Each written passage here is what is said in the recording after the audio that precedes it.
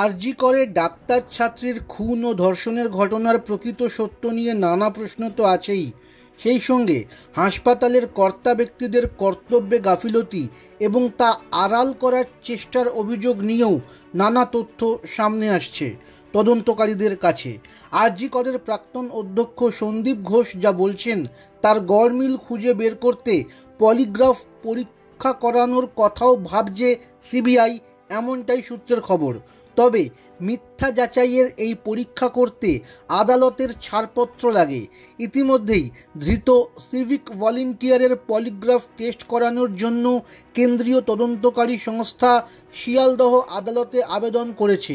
এদিন আদালত তা মঞ্জুরও করেছে। সন্দীপের ক্ষেত্রেও একই পথ নিতে পারে সিবিআই। পাশাপাশি ঘটনার দিনে ধৃতের মোবাইল ফোনের টাওয়ার লোকেশনও লালবাজারের কাছে চেয়েছে সিবিআই। তদন্তকারীদের ধারণা, নির্যাতিতাকে ওই রাতে খাবারের সঙ্গে ওষুধ মিশিয়ে বা অন্যভাবে সংজ্ঞাহীন করাও হয়ে থাকতে পারে। কিন্তু এক্ষেত্রে খটকা, ময়নাতদন্তের রিপোর্টে কোনো বিষক্রিয়া ধরা পড়েনি, শুধু পাকস্থলীতে কতটা খাবার ছিল তা বলা হয়েছে। সিবিআইয়ের তদন্তকারী দলের সদস্য এক ফরেন্সিক বিশেষজ্ঞ বলেন, নানা কারণেই ময়নাতদন্তের রিপোর্ট ত্রুটিপূর্ণ লাগছে।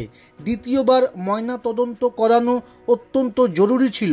সুরতহাল এবং ময়নাতদন্তের রিপোর্ট উচ্চ আদালতে পেশ করা হবে বলেও জানিয়েছে সিবিআই।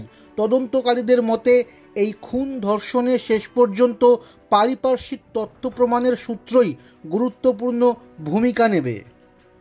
আরজি করের কর্তা ব্যক্তিদের একাংশ অনেক কিছু গোপন করার চেষ্টা করছেন বলেও সিবিআইয়ের তদন্তকারীরা মনে করছেন। প্রাক্তন অধ্যক্ষের সঙ্গে টানা জিজ্ঞাসাবাদে তেমনই মনে হচ্ছে বলে তারা জানাচ্ছেন।